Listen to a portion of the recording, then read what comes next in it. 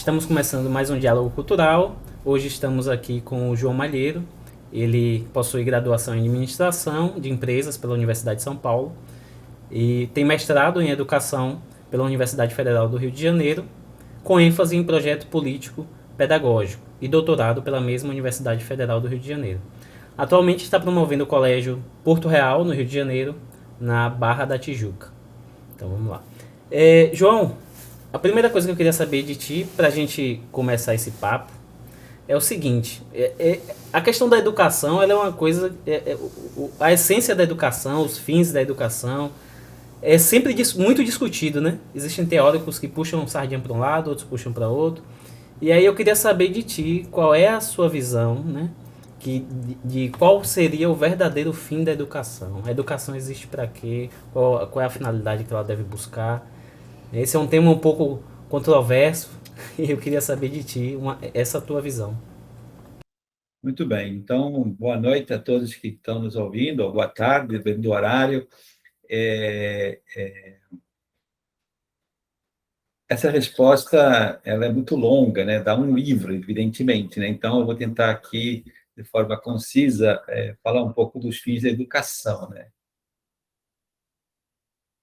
Nos últimos tempos, a gente percebeu que esses fins foram sendo meio que desvirtuados, de forma intencional, tá? Não quer que vocês acreditem que isso, vamos dizer assim, foi fruto de um processo histórico, uma questão sociológica, evolução própria da cultura do Brasil, já que vocês falam de cultura, né?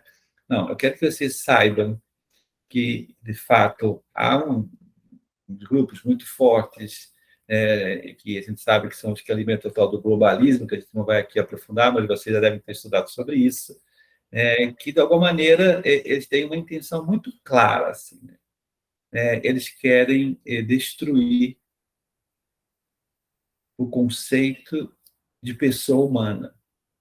O que quer dizer uma pessoa humana? A pessoa humana é aquele ser humano que ele foi feito por alguém e que, obviamente, quando fez esse alguém, o fez com uma finalidade. Nós não estamos aqui por acaso, como muitas pessoas pensam. Né? Nós não somos um ser vivo, tipo uma proteína que foi gerado do nada, né? E que, pronto, foi evoluindo e ele está aqui evoluindo, não sabe muito bem para onde. Não, não é bem assim. Né? A gente sabe que há um criador desse planeta e dentro desse planeta estamos nós, fazemos parte dessa criação, somos mais nobres que o resto da criação, mas é óbvio que quando alguém nos criou, ele tinha uma finalidade. Então, é óbvio que a finalidade da educação tem que ser essa, né? Senão as pessoas não alcançam, né, a realização, o sentido da vida, que é o que está faltando hoje no mundo materialista que vivemos. Então, reparem, né, quando alguém tem uma intencionalidade clara, por interesses meramente comerciais, acreditem em mim, por interesses meramente econômicos, como se tudo fosse um mundo material, não houvesse pois, outras finalidades que eu estou expondo. Então, é óbvio que eles foram minando todos enfim, os pilares desses princípios que eu estou expondo, e conseguiram. Isso aqui é o interessante, né? Eles estão há mais de 50 anos, né? São pessoas muito fortes, muito poderosas, inspiradas justamente, né, no todo o marxismo cultural, né? Toda a questão da escola de Frankfurt, que é uma questão que a gente não vai aprofundar, mas que nasceu na Alemanha, depois foi para os Estados Unidos, e obviamente são esses grupos econômicos muito fortes que estão financiando sempre esses mega projetos, que vão influenciando todos os países e vão obrigando, de alguma maneira, a impor alguma série de regras, uma série de princípios, uma série de conceitos que, com os tempos, foram entrando pela universidade, depois foram entrando pela cultura, música, filmes, séries, enfim, vários aspectos que a gente conhece muito bem. E, de fato, hoje a gente consegue detectar que eles foram bem-sucedidos. Né? Tanto é que a gente vê hoje já crianças que já estão dizendo que são bissexual, imagina, com 10 anos, isso é uma prova evidente que eles conseguiram o objetivo deles, né? Tem gente já que aceita qualquer tipo de família, né? Então, hoje há muitas clínicas de esperma que as pessoas têm filhos sem marido e vivem tranquilamente desse jeito. Então, repara, hoje há vários modelos de família, vários modelos de gênero, tudo isso de forma muito científica, de forma tudo muito, enfim, irracional.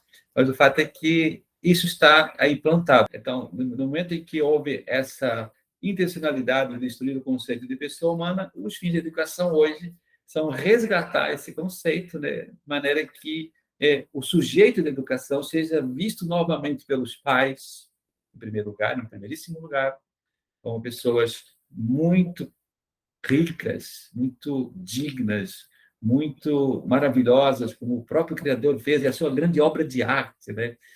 Quando a gente lê na Bíblia que Deus criou o mar, a terra, as flores, os pássaros, que já são coisas espetaculares, né? Do ponto de vista biológico, do ponto de vista científico, né? Os planetas, né? Que coisa linda, etc. Né? Quando a gente fica encantado com a natureza, Deus, diz a Bíblia, viu que era tudo muito bom. Mas só quando criou o homem, aí sim que agora sim, o homem é perfeito, que obra-prima. Imagina, então, essa obra-prima hoje foi desfigurada, né? Foi, sabe, pegaram um martelo, né, e conseguiram detoná-la. Então, hoje é uma estátua totalmente cheia de buracos, sem nariz, sem orelha, sabe aquelas estátuas romanas que apareciam depois de alguns anos, né, enterradas, coisas assim. Então, a gente vê hoje um homem assim.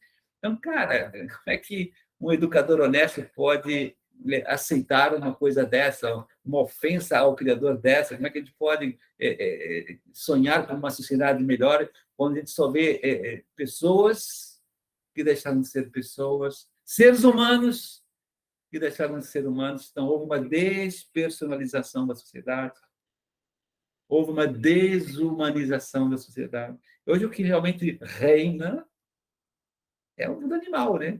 E aí querem que a gente seja igual às baleias, salvemos as baleias, queremos que nós sejamos iguais aos animais. Então, todas essas relações familiares que a gente tem comentado há pouco, todas essas confusões de gênero, todas as questões, enfim, né, que estão aí reinando na nossa cultura, no fundo, são reflexos do mundo animal, mero animal. Então, é óbvio que, como educador honesto, eu tenho que resgatar essa humanidade e essa personalidade, né, que é a única forma de voltar a reinar a paz, a harmonia, pois é o amor verdadeiro, etc. Então, os fins da educação são esses.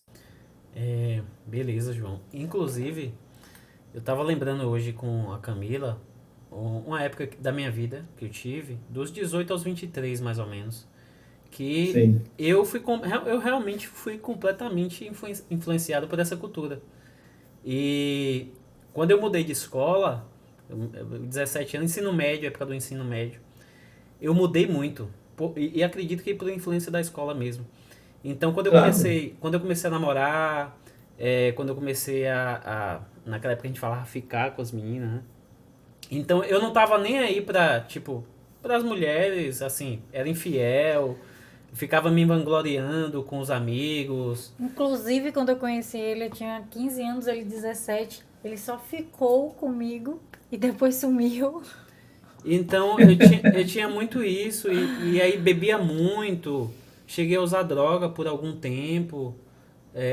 Então eu realmente me perdi naquele caminho ali. E eu acreditava que tava fazendo o legal, o bacana. Pra mim aquilo ali era ótimo. Na minha cabeça, naquela época, eu achava isso. Aí depois, Sim. passei por um processo grande de transformação, mudei muitas crenças na minha cabeça, inclusive essa questão da infidelidade, que eu me vangloriava. E aí eu fui mudando, né? Mudei várias coisas. Inclusive nessa época eu me declarava ateu. Então eu tava no caminho que eu só fui perceber depois de alguns anos. Eu falei, meu Deus, olha como eu tava naquela época. E não tinha nenhuma noção. Aí eu quero te perguntar o seguinte: como é que hoje eu tenho um filho, por exemplo, de 1 ano e 3 meses. 4. 1 ano e 4 meses. E uma coisa que me preocupa é como é que eu posso fortalecer o caráter dele para que quando ele viva determinadas situações que eu passei, ele saiba fazer escolhas, ele saiba resistir, ter uma fortaleza. Isso Ele, me preocupa muito. ele não sucumba, né? nas circunstâncias que houver. Porque a gente não vai criar ele numa bolha. Não vai existir essa bolha. Ele vai estar no meio. Infelizmente, vai ter pessoas que não têm... Por mais que a gente tenha amigos que tenham os mesmos valores, as mesmas virtudes, que gostem das mesmas coisas que a gente, odeia as mesmas coisas, vai acabar que ele vai ter contato com isso, de alguma forma. Então, como é que... vou usar a palavra mesmo. Como é que eu começo a blindar o meu filho para que ele não caia nessas armadilhas? Muito bem, essa pergunta é muito boa e muito frequente, né, nas minhas palestras que eu dou pelo Brasil, e, né, enfim, na própria Colégio de Portugal, que eu sou diretor, e a resposta é muito alinhada com o que eu falei anteriormente. Pensa bem, se eu acredito que, de fato, o seu filho vai ser, daqui a alguns anos, uma pessoa de verdade, isto é, eu tenho que ajudá-la, então, a evoluir como pessoa. Ela não é ainda, ela é uma pessoa em potencial, né? Mas ainda, por enquanto, com 1 ano e poucos meses, ainda está no mundo meramente animal. Então, eu tenho que fazer com que ela, aos poucos, vá evoluindo e vá se distinguindo dos animais, e, aos poucos, começa a ela perceber ela mesma que ela é uma pessoa humana, isto é, um animal racional. Caramba, que legal, eu tenho inteligência. Caramba, que legal, eu tenho força de vontade, não sou mero instinto como os animais. Essa criança vai descobrindo se você vai conduzindo dessa forma, né? Então, o primeiro passo, assim, dos pais é justamente ajudar a criança, através do uso da sua inteligência e da sua vontade, que são as potências superiores da alma, e que só o ser humano tem, ele tem que começar a usá-las de maneira que ele consiga, aos poucos, ir moderando esse gosto, esse desejo, esse afeto que vem de nascença, totalmente desorientado, como você mesmo demonstrou, com 18 anos. Olha como você estava atrasado. Você não tinha nenhuma racionalidade e nenhuma vontade para perceber isso. Você era meramente animal com 18 anos. Olha o teu atraso. Então, saiba que você até hoje vai pagar esse preço, porque você ainda não está formado como deveria. Você acha que está? Não, pode te garantir que não. E você mesmo vai perceber que tem muitas tendências ainda para baixo, ainda tem muitos defeitos ainda que estão te atrapalhando, o próprio casamento, e ela também, não fique se achando santa. É exatamente o mesmo processo, né? Então, reparem, o filho, se é bem educado, como eu dizia, então, aos 6 anos, que é a turma que eu, aqui no meu colégio, sei que é o Fundamental 1, né, que a gente chama, né? Porque o infantil é lá com a unidade das meninas, a gente separa os meninos das meninas da nossa escola. Então, eu sou diretor só de uma escola de meninos, e a gente recebe só a partir do Fundamental 1. Então, repara, eu vejo esses meninos tão bacana, né? Nós temos agora 2 turmas, 40, 20 cada turma, 40 alunos, são autênticas tampinhas, são autênticas amebazinhas, né? Já tiveram todo um processo de educação infantil, mas só agora, com 6 anos, é que eles começam a pensar, sabia? Uma criança começa a pensar com 6 anos. E aí é o momento nobre, sensacional, de qualquer pai, de qualquer mãe, de qualquer educador, né, de fazer com que ele comece a pensar, a descobrir o certo e errado, ele comece, pois, a saborear, né, a vida bela, começa a saborear os verdadeiros valores da pessoa humana, lá, pessoa humana. Então, ele começa a criar dentro de si o que se chama da liberdade interior. Liberdade interior é assim: eu mesmo vou me controlar, eu mesmo vou descobrir que isso é um bem, eu mesmo vou, então, controlar o tempo de telas, eu mesmo vou querer comer menos do que eu gosto, eu mesmo vou começar a controlar meu tempo e montar um horário de estudo, eu mesmo vou começar a ler livros que eu não gosto de ler, eu mesmo começo a perceber que eu tenho que ajudar os meus amigos, tenho que compartilhar os meus brinquedos, eu mesmo começo a descobrir, ajudado pela mãe, ajudado pela escola, se é uma escola boa, honesta, eu mesmo tenho que começar a ter amigos, eu começo a me sacrificar por isso. Mas, repare, quando a criança começa a saborear os valores humanos verdadeiros, concorda comigo que ele está, de alguma maneira, criando um sistema de crenças. Olha que expressão. Um sistema de crenças que vai determinar justamente a percepção da realidade e vai reagir adequadamente, de acordo com a sua realidade. Então, o menino que foi formado desse sistema de crenças muito bem até os 6 anos de idade, e depois, a partir dos 6 até os 10, vocês sabem quantos por cento uma criança cria sistema de crenças de 0 a 6 anos? 50% das suas crenças são formadas de 0 a 6 anos. Depois, dos 6 aos 10, mais de 25% do sistema de crenças de o que vale a pena, o que é o certo, o que é o bom, aquilo que eu quero, aquilo que eu tenho que lutar para conquistar, é 75%. E os outros 25% que falta é o resto da vida. Olha que incrível! Então, se eu for formando uma criança muito bem nesses valores, nesse sistema de crenças, ela chega na adolescência, que é o que é a grande preocupação dos pais, que vocês estão aí já projetando para daqui a 12 anos, que aqueles adolescentes começam lá para os 12, 13 anos, já os meninos, um pouco mais tarde que as meninas. Então, ele vai entrar numa festa e fala, aqui não é meu lugar, vou embora. Ele percebe, ele se sente mal. Posso te contar a minha própria experiência pessoal, né? Eu sou um menino de Lisboa, como vocês sabem, a minha família era muito endinheirada, a gente vivia em umas casas super boas em Lisboa, tínhamos todas as mordomias, uma família bem abastada, éramos 6 filhos, olha, uma família numerosa, a gente viajava muito pela Europa, etc, etc, etc. Mas eu tive uma conversão profunda, um dia a gente pode contar isso para vocês um dia, e eu, com 13 anos, em plena adolescência, eu encontrei Deus na minha vida. Não foi minha mãe, eu ia à missa todo domingo desde os 5 anos, né? Mas não foi a minha mãe que foi o sistema de crenças que eu criei com 0 a 10 anos de idade. Olha que legal. E com 13 anos eu comecei a ir à missa todo dia porque eu quis. A minha mãe nem sabia desse negócio. Então, cara, quando eu chegava numa festa, eu via que ele estava cheio de baixaria, cheio de cara ficando com as meninas, como você expressou, e eu ia embora, porque essa aqui não é o meu ambiente. O meu ambiente é gente normal, gente inteligente, gente que quer fazer o bem, gente que tem ideal, que tem vocação. Então, a gente começa a se defender da própria maldade e da própria ruindade que a gente percebe, que a gente detecta. Então, há um princípio dessa escola de Frankfurt, que eu falava no início, né, que, enfim, vocês ouviram falar em Marcuse, né, é um cara famoso dessa época da Alemanha, né, ele criou um jargão que era assim, é proibido proibir.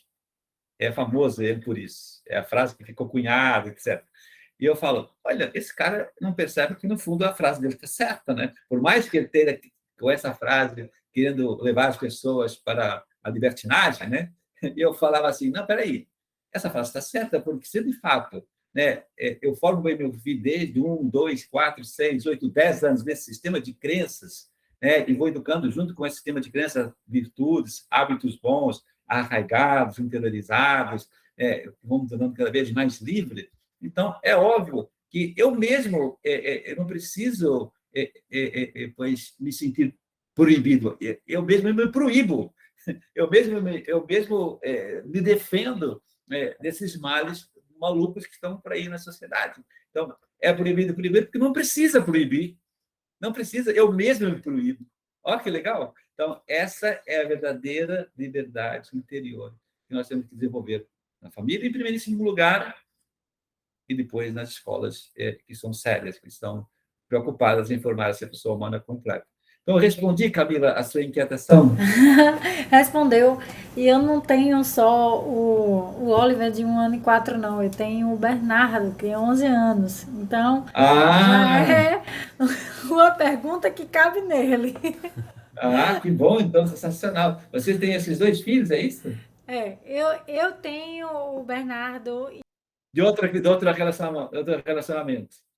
Entendi. Bom, muito bom. Então, você fez uma pergunta muito apropriada, porque eu respondi para o que está no começo e para o que está no fim, né?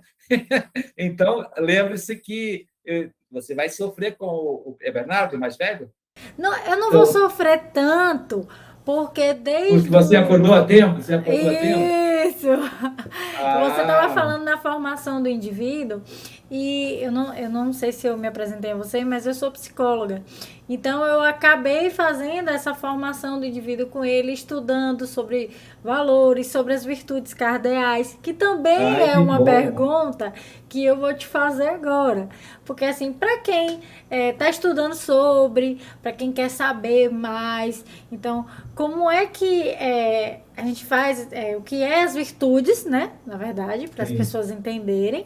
E quando é que começa a ensinar essas crianças e como começa a ensinar? Porque eu sei, você sabe, mas o pessoal que está assistindo a gente não sabe. Aí você poderia Então, por isso explicar? eu tive essa preocupação desde que eu comecei o Colégio de Porto Real, né? Você sabe que o meu colégio tem pouco tempo, tem apenas 11 anos, faz agora segunda-feira, dia 27 de fevereiro, a fundação do Colégio de Porto Real, e a primeira pauta da nossa discussão do projeto pedagógico, eu e a Adriana Abreu, muitos também conhecem aqui do Instagram e tudo mais, a gente colocou como ponto número um que aqui seria uma escola para ensinar virtudes, porque efetivamente os pais de hoje não sabem nada sobre essa temática, muito menos os professores. Então, eu acho que o primeiro passo é as escolas hoje se alinharem nessa direção, porque quem não se preocupar com esse aprendizado, ela vai ou falir ou vai definhar, como a gente está percebendo hoje em tantas escolas que acabam virando cursos preparatórios de vestibulares, de Enem, etc., e perde a identidade da escola, né? Mas, enfim, independentemente de se tem ou não formação nas escolas, eu também me preocupei muito através do próprio Instagram, né? Eu entrei no Instagram para ensinar virtudes, né? O meu tema do meu doutorado, para quem não sabe, foi exatamente o papel das virtudes na motivação do aluno e do professor. É o tema do meu doutorado. Quem quiser ver a minha tese de doutorado vai gostar bastante. Ela é bem didática, bem simples de entender. Eu não sou aquele educanês que adora enrolar para ninguém entender, não, eu sou ao contrário. Eu quero me tornar sempre muito simples e acessível ao grande público, e essa é a minha vibração como educador e como comunicador, para que todo mundo possa entender. Então, eu criei recentemente, faz um mês e pouco, agora a internet é escola para pais, é um novo lançamento do Jab, e que justamente a minha finalidade agora é que todos os pais que querem aprender sobre virtudes frequentem a minha escola, porque lá já tem bastantes aulas prontas, já tem mais de 200 lives trabalhando nessa temática, já tem, pois, cursos de diversos tipos que vão abordando sempre essas questões. Vocês mesmo fizeram meu curso no Brasil Paralelo, você vê que eu sempre falo de virtudes, né? Eu não consigo não falar de virtudes, né? Porque como é que é possível educar um filho, né, na verdadeira liberdade, no verdadeiro amor, sem esse instrumento tão bonito? Então, eu penso que, em primeiro lugar, os pais têm que procurar essas fontes seguras, né, de educar nas virtudes. Pois eu aconselho também, assim, às vezes as pessoas querem livros, né? Então, eu tenho também uma live dentro lá do meu Instagram, né, que eu fiz, inclusive, com a nossa Sara, enfim, uma pessoa muito boa, que eu falei de 20 livros sobre educação de virtudes. Então, lá tem toda a bibliografia que você possa procurar para você é, é, enfim, se aprofundar um pouco mais, eu dou essa bibliografia. E aconselho a editora Quadrante, que é uma editora de São Paulo, que ela tem bastantes livros sobre virtudes também, que você pesquisa lá, virtudes, aparece várias opções. Então, pronto, te dou até uma editora para você procurar. Muito bem. E depois, respondendo a sua pergunta na segunda parte, a partir de quando a pessoa tem que educar na virtude? Desde que nasceu. Na verdade, antes de nascer. Você sabe que uma mãe, se ela é uma mãe virtuosa e já está grávida do primeiro filho, ela já está educando o filho, né? Porque se viver bem a caridade com o marido, se viver depois a paz interior no processo de gestação, se ela é uma pessoa rotineira, se ela é uma pessoa religiosa, ela já está influindo o seu bebê na barriga. E depois, obviamente, que nos primeiros anos, a criança ela tem que ser educada nesse mundo afetivo, que eu falava há pouco, né? Ela tem que ir percebendo que ela não é uma afetividade louquinha, que ela não pode fazer só o que gosta, que ela não pode fazer só o que deseja. Os pais hoje acham que sim, né? Acham que ser bons pais é satisfazer o filho em todos os seus caprichos. Não, isso é uma grande loucura, né? Então, os pais têm que aprender a educar a virtude da ordem material. Desde 1 ano de idade, eu tenho um vídeo aqui no meu computador de uma mãe ensinando o filho com 1 ano de idade a arrumar os brinquedos, e depois, no dia seguinte, ele já começando a arrumar sozinho. É bonito demais. Eu faço isso, João.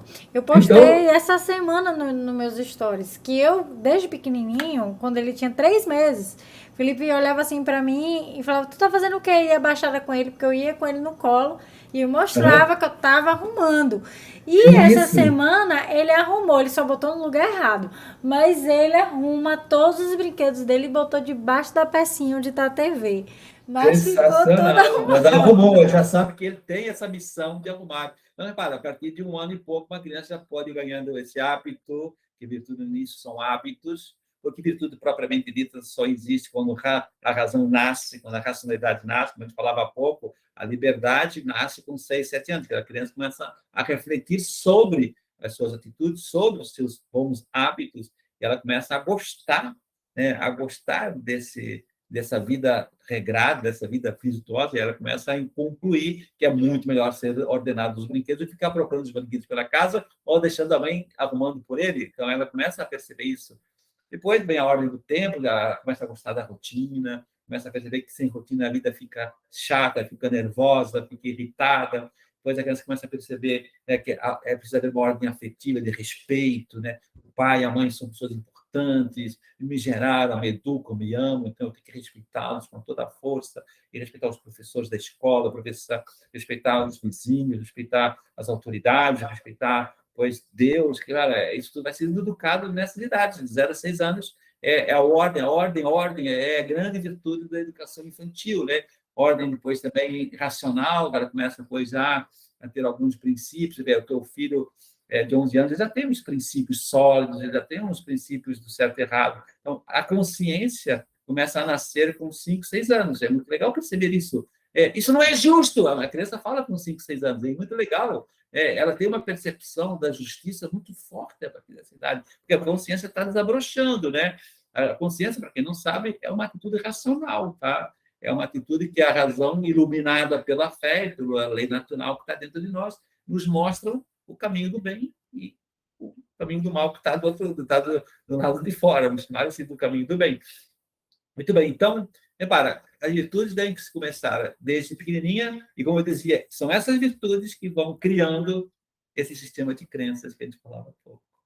Por que tanta gente que não consegue que os filhos sejam mais calmos, sejam mais controlados, que sejam mais, enfim, serviçais? É porque não percebem que tem que, de fato, ajudar o filho a controlar não só essa sua afetividade louca, desenfreada, mas também tem que ajudá-lo a perceber que ele veio ao mundo para se relacionar com outras pessoas. Ele precisa ajudar em casa, precisa ajudar os irmãos, precisa ajudar os amigos, precisa ajudar quem ele tem ao redor na idade que ele tem, né? E depois, com 6, 8, 10 anos, a necessidade de ter amigos é tão grande. Na verdade, não é. O Bernardo quer ter muitos amigos, quer estar com os amigos, o que mais gosta é estar com os amigos, porque isso é a nossa natureza. Nós somos animais racionais e relacionais. É assim que eu defino o ser humano. Eu defino a pessoa humana.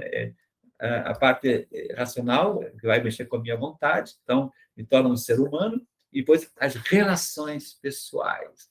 Quando eu tenho boas relações, bons amigos, uma boa relação com Deus, uma boa família, nossa, eu sou uma pessoa super perceptiva do bem e de ajudar as pessoas, e é por isso que com 13 anos a pessoa fica pronta para se encontrar e descobrir a sua vocação, né?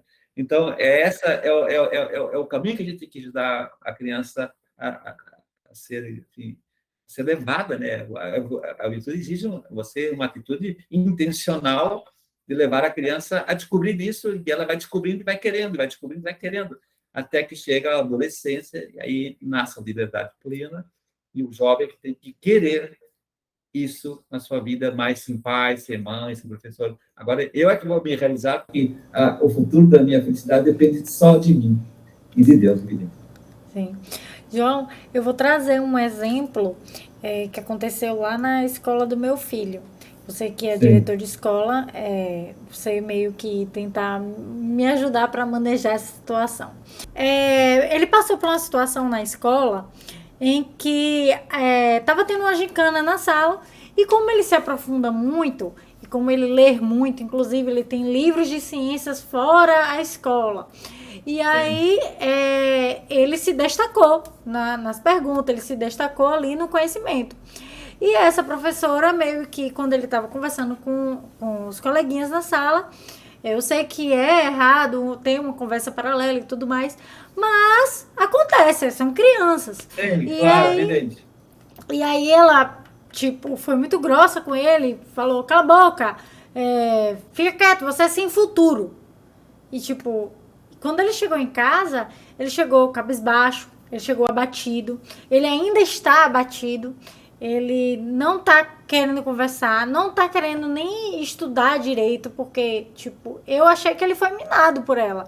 E isso acontece quando uma professora faz isso. Eu me lembro muito bem de quando eu tava na escola e uma professora fazia isso comigo e eu ficar apática, eu não queria nem encostar mais nos livros, porque eu não sentia mais atração dali, porque eu acabava vinculando a matéria à professora. Claro. Então, eu senti isso nele, sabe? E aí, como é que eu posso manejar? Eu já fui à escola, já falei com a professora, já vou marcar uma reunião, eu e ela, até para conversar melhor com ela. Mas eu queria saber de você, como é que os pais que estão assistindo a gente, como é que pode manejar isso com o filho, com a escola, essa questão de eliminar o estímulo dele de querer aprender e tudo mais. Então, você tem que saber mostrar para a criança, principalmente nessa idade, né, que o mundo afetivo, certo? Que no caso aí é uma sensação de raiva, é uma sensação de tristeza, né? São essas duas emoções que estão minando ele, estão influenciando negativamente. Elas foram feitas pelo nosso Criador para ser usadas para o bem. Elas têm por trás dessa frustração, por trás dessa limitação, enfim, por trás dessa injustiça mesmo, né? Tem uma lição, tem um recado que ele tem que aprender a decifrar. Isso é o que tem que fazer na educação afetiva dos filhos. Eu vejo que você está tão indignada quanto ele, né? E isso está errado, você sabia? Você tem que dar uma resposta mais positiva para ele, né? E não ficar carregando, projetando a tua raiva, né? Junto com ele. Minha professora, você vai chegar, como eu chamo pais helicópteros, né? E vai lá querer resolver, né, a situação, né? Até Então, que eu não cheguei assim, não. Então eu fui mais calma. Mas aqui foi. tá, mas tudo bem. Então, mas é importante que a gente ensine os filhos que, filho, olha, filha, sua professora, infelizmente, não acertou hoje. Ela devia estar muito cansada, ela devia ter algum problema familiar, sabe? Os professores são humanos. Então, filho, de fato, foi uma grande bobagem que ela fez. Mas, gente, filho, a gente também é humano, né? Então, a gente tem que aprender a perdoar, né? A gente tem que ver que por trás disso, pô, foi bom para você, sabe? Você, de fato, se destaca muito, você, às vezes, pode ficar um pouco vaidoso, orgulhoso, né? Então, poxa, que bom que Deus te deu uma humilhaçãozinha. Pô, Deus só faz isso para as pessoas que gostam, para baixar um pouco a sua crise e tal. Filho, agradeça a Deus. Isso não rezar para... Vamos rezar uma Ave Maria agora para a nossa professora. Vamos lá, rezar. Pronto, agora se esquece e tal, e você vai amadurecer e tal. Pronto, você aproveita esse momento para que você ali faça do limão uma super limonada gostosa, né? Então, é assim que a gente tem que educar os afetos dos filhos. Eu sempre digo, né, nas minhas palestras, e eu costumo chocar os pais, que você, mãe, tem que torcer para que o seu filho seja expulso de sala de forma injusta. Você tem que torcer para que não seja chamado para o time principal. Você tem que torcer para que ele não vá na festa dos amigos. Você tem que torcer para que ele leve um ferro lá no recreio. Enfim, são situações negativas de frustração, né, de privação, enfim, de fracasso, que fazem muito bem a alma e o caráter do seu filho. E você vendo por esse lado, ensinando o filho a reagir dessa forma, você está ajudando ele a se preparar para a vida. E daqui a um mês, esse fato não vai ter menor relevância para eles. A vida é muito rápida, as crianças esquecem muito rapidamente todas essas questões, e está na fase ideal de passar por tudo isso. Primeiro é quando tem que passar isso com 18, 20 anos, aí que a pessoa assim fica deprimida, viu? Né?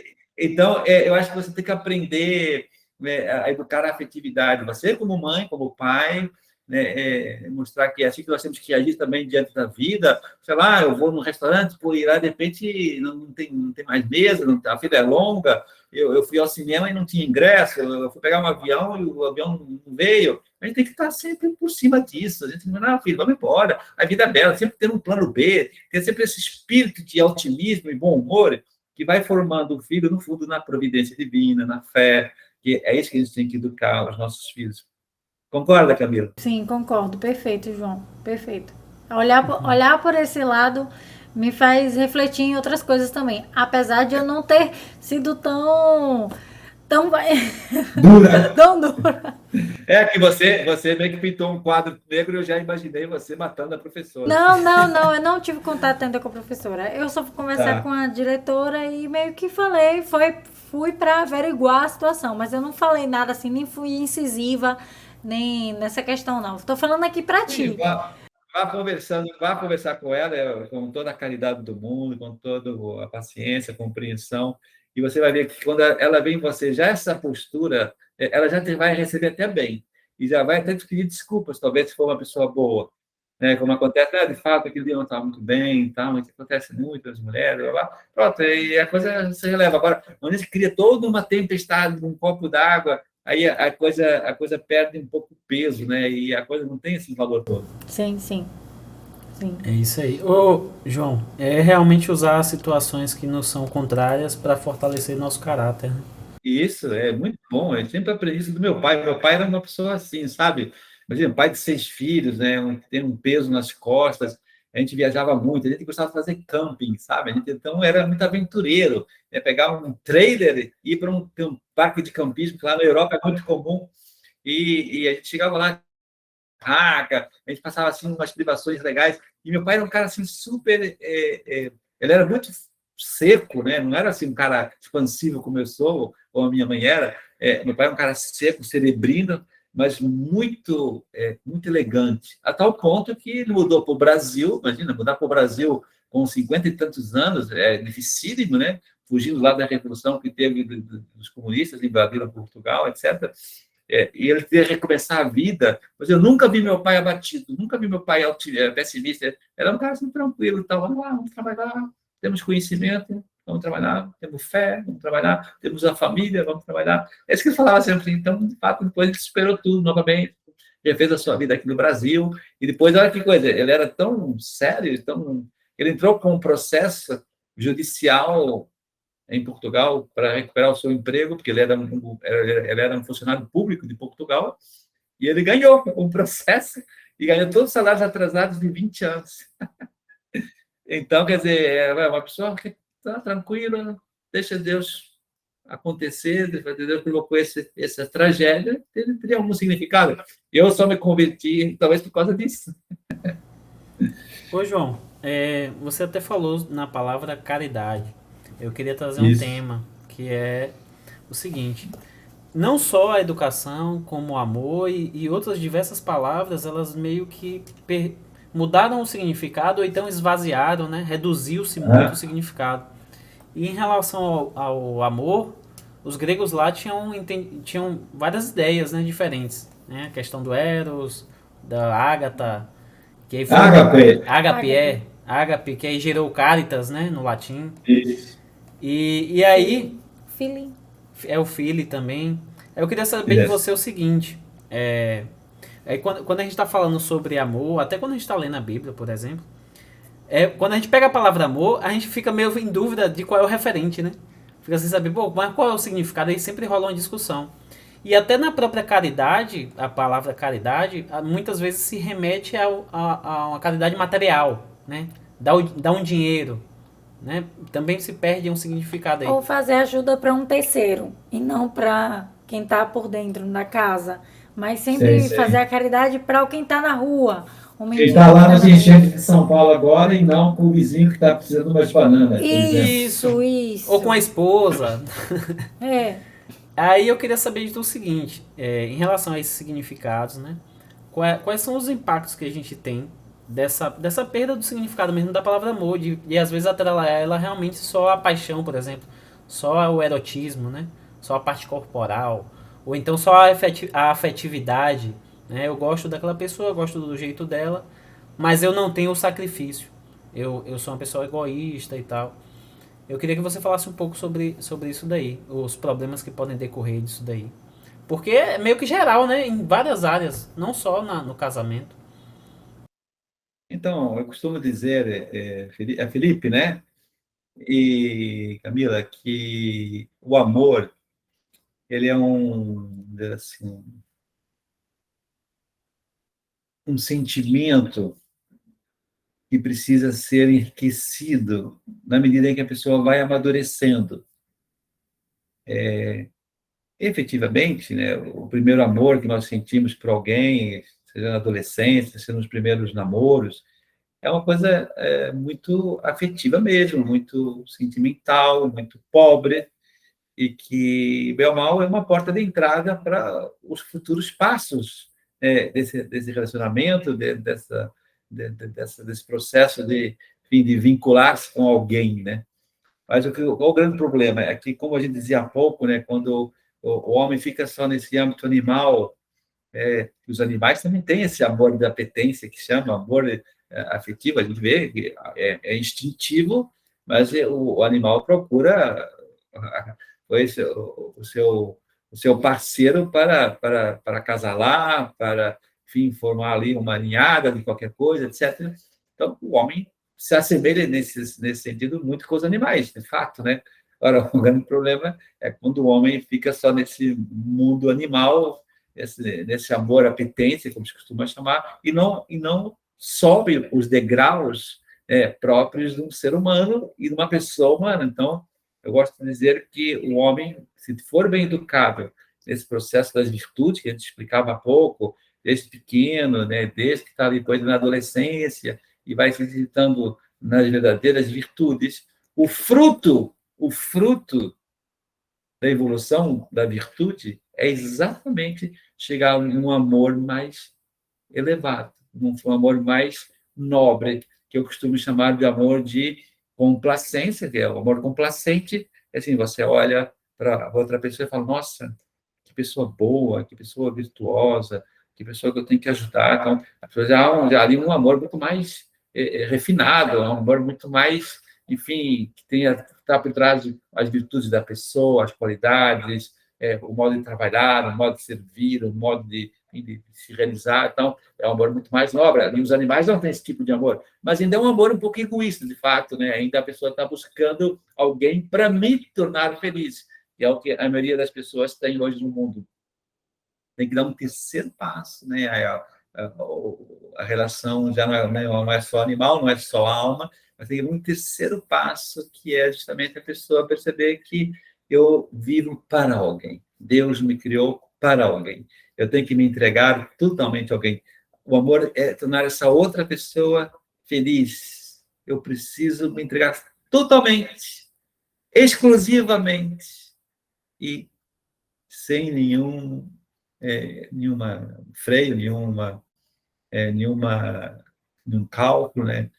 Totalmente, exclusivamente, né? E definitivamente a essa pessoa. Aí a gente chega no verdadeiro amor.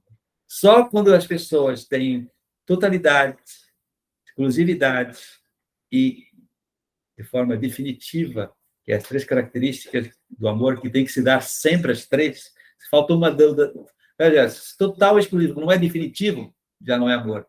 Se é definitivo e exclusivo, mas não é total, já não é amor. A pessoa não chega nessa plenitude do amor. Então a pessoa fica carente, fica vazia, fica insatisfeita. Então pronto, aí a relação vai se esfriando. Então, repara, a gente tem que ensinar os pais hoje que eu diria que 80% das pessoas que casaram hoje só chegam até o segundo nível, até o amor de complacência. E não chega no amor de benevolência, que é esse amor esquecido de si, abnegado, não quer nada mais para si. Nada, nada, nada, nada, nada, nada, nada. Eu sou totalmente do outro. Eu quero tornar o outro feliz. Eu existo para isso. Mas para quê? Mas para quê? Mas para quê? Para que, através dessa total doação, eu consiga encontrar a Deus no meu parceiro. Você sabia que quando Adão e Eva foram criados por Deus, antes do pecado, eles viviam pelados? E como é que era essa relação?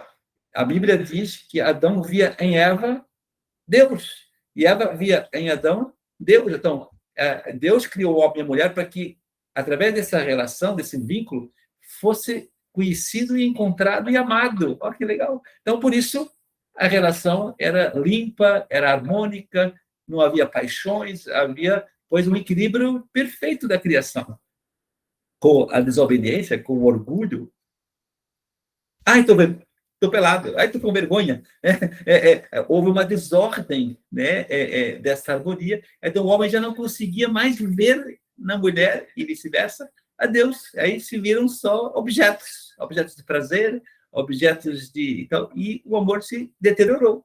Então, devido ao pecado, essa caridade refinada, que é, no fundo, ver a Deus por trás de alguém, foi perdida. Então, o grande trabalho do processo de amadurecer o amor é recuperar esse olhar. Eu tenho que olhar para a minha esposa e ver por trás dela, né, a Deus. E a esposa, a mesma coisa, ver no seu marido, né, a Deus. E só dessa forma é possível aceitar defeitos, é só dessa forma aceitar opiniões diferentes, gostos diferentes, porque eu vou me doar porque eu quero, no fundo, amar a Deus. Agora, quando isso vai se perdendo, vai se distanciando, o amor vira uma mera satisfação pessoal, né? É um egoísmo mútuo, e as pessoas acabam ficando muito pobres. Isso não sustenta durante muitos anos, e as pessoas quebram. E quando vão ficando velhos, então, mais ainda, né? Então, é óbvio, o bonito é ver casais que, à medida que foram passando o tempo e foram amadurecendo nesses passos todos, né? Do amor de complacência, amor de benevolência, amor transcendental, que é o quarto nível, né? O primeiro é o amor de apetência, o amor sensível. Quando o cara chega nesse quarto amor, o casal que foi envelhecendo no amor, eles são pessoas muito felizes, é sensacional. Como eu gosto de ver esse casal de mãos dadas, de 60 anos na rua, como eu gosto. Concorda comigo? E é raro ver isso hoje. Então, ali prova que isso era objeto de Deus, da criação do homem, era chegar nisso. Através dessa relação, os dois estão em Deus. Os dois estão se amando até morrer. Então, isso tem que ser resgatado. Então, quando se fala hoje de caridade, as pessoas têm que lembrar que a caridade é isso, é esse processo de maturidade no amor, mas para chegar nesse amor transcendental, que é Deus. E como eu não consigo, no começo, dar esses passos sozinho, eu noto em mim egoísmo, eu noto em mim resistência à doação, eu noto em mim, pois, orgulho, eu noto em mim temperamentos opostos, eu noto em mim, pois, muita desgraça aqui dentro, tal, cheio de afetos que eu não aceito, que eu não gosto. Só com Deus eu consigo. O homem tem que entender que ele é muito pobre, ele é muito fraco. Eu preciso realmente de me unir a Deus por meio da oração, por meio dos sacramentos, para que, através dessa união vital com Cristo, eu me liberte do meu egoísmo e, então, consiga me doar ao meu cônjuge e aos meus filhos e ao meu projeto de vida. Só com Deus você pode ser fiel no casamento. Não conheço ninguém que tenha sido fiel sem Deus. Não conheço ninguém. Magnífico, João. Muito lindo o que você falou. E é certamente o que todo mundo quer, né? Assim, que conhece e se aprofunda, né? Nesses temas e tem buscado, né? Isso aí. Eu e o Felipe mesmo, é o que a gente quer. É o que a gente busca, é o que a gente estuda, é o que a gente faz para se conhecer, é o que a gente faz para manter a educação do nosso filho e nossos filhos que vêm vir pela frente. Então, foi lindo ouvir você falar desse jeito, porque é como se a gente se conectasse, poxa, a gente tá no caminho certo, a gente tá vendo ali que a pessoa tá falando e realmente a gente tá seguindo o caminho que é para ser feito. E eu quero encerrar aqui hoje agradecendo muito sua atenção, muito sua caridade de abraçar esse projeto com a gente. Sexta-feira, 8 horas da noite, aqui com a gente, tendo um jantar para ir, tá aqui falando com duas pessoas totalmente desconhecidas para você. Mas eu não sou, vocês não são todas desconhecidas, não. Eu, desde o começo, percebi que vocês eram pessoas boas. E por isso eu estou aqui com muita alegria, como vocês percebem. Eu sei que vocês vão fazer muito bem a muita gente com esse pequeno depoimento, com esse pequeno ensinamento. Então, isso para mim é acabar sexta-feira, acabar essa semana em plena alegria, em plena felicidade. Essa é a minha vida desde os 13 anos. Então, quem está me ouvindo, acredite em mim, você só vai ser feliz quando você vive para os outros por Deus. Que esplêndido. Maravilhoso. Obrigada, João. Obrigado, João. Então, só fale um pouquinho, já que você citou tanto que você tem live, que você tem curso, que você tem isso. Fale onde que a gente pode te encontrar, o teu Instagram, isso tudo, para as pessoas visualizarem. O meu Instagram é Jeb, J-E-B, né? Jeb, João Eduardo Bastos, mas também eu faço paralelismo com o boxe, Jeb, a gente vai dando vários jabs, né? E depois tem um knockout, né, com a live. Então, Jeb Malheiro é o meu perfil, Jeb Malheiro. E agora, quem vai lá na minha bio, como a gente chama no Instagram, né, no Jeb Malheiro, tu vai entrar, você pode entrar como membro agora da Escola para a Paz, que é justamente um local onde a gente criou uma comunidade, já tem 650 membros, olha que coisa, em um mês, né? As pessoas estão muito sedentas de informação. Eu gostaria muito que quem está nos ouvindo entrasse, né? Você paga uma mensalidade pequena, uma coisa acessível, e você tem todos os cursos, tem várias lives, e você tem acesso a mim para conversar comigo. Olha que coisa, né? As pessoas hoje gastam dinheirão em umas consultas bem perdidonas por aí, né, sem querer desrespeitar ninguém. Então, que eu busque uma coisa mais sólida, uma coisa mais segura. Esse é o meu afã atual, né, de ajudar mais famílias. A gente precisa. É isso que eu faço no meu colégio presencialmente, e eu cheguei à conclusão que vou abrir uma escola digital para que possa continuar fazendo isso pelo Brasil todo, sem ter que viajar, como eu estou fazendo, viajando. Eu vou diminuir as minhas viagens e vou me dedicar mais, né, ao meu Instagram. Então, é muito legal me sentir assim, né? Eu me sinto uma pessoa muito agraciada, já falava, desde os 13 anos, Deus me deu todo esse dom, essa alegria, essa sabedoria simples, né? Então, eu quero deixar para milhares de pessoas isso, né, deixar esse legado, que é quando a pessoa vai chegando nessa idade, né, a gente quer, né, no fundo, esse é o que a gente quer, porque não precisa mais de dinheiro, de visibilidade, de poder, não quero mais nada disso. Eu quero só ajudar as famílias a serem felizes, a reencontrarem esses conceitos, a encontrarem a verdadeira educação, encontrarem a Deus. Só dessa forma vão ser felizes. E estamos conseguindo. Você sabia, Camila? Sabia, Felipe? Eu tenho viajado muito pelo Brasil e tenho cada vez mais visto famílias se reencontrando, famílias buscando essa formação, famílias, né, pedindo ajuda, então falando, eu vou montar uma escola para paz no mundo digital. Então, eu estou aqui para isso. Então, procure lá, e a gente vai continuar sendo muito amigo, e você vai ter muito apoio do Thiago Maia. Conte com ele. Que propósito lindo, viu, João? Muito obrigada por hoje, por essa noite aqui maravilhosa, porque para mim foi enriquecedor. Muito obrigada. E conte comigo para o futuro. Pode me chamar sempre e não fique com dedos, porque, como vocês percebem, eu faço com a maior tranquilidade, leveza, felicidade, e a gente vai falando de outros assuntos para o futuro. Tá bom? Valeu, João. Valeu. Vai lá para o seu compromisso. Um abraço.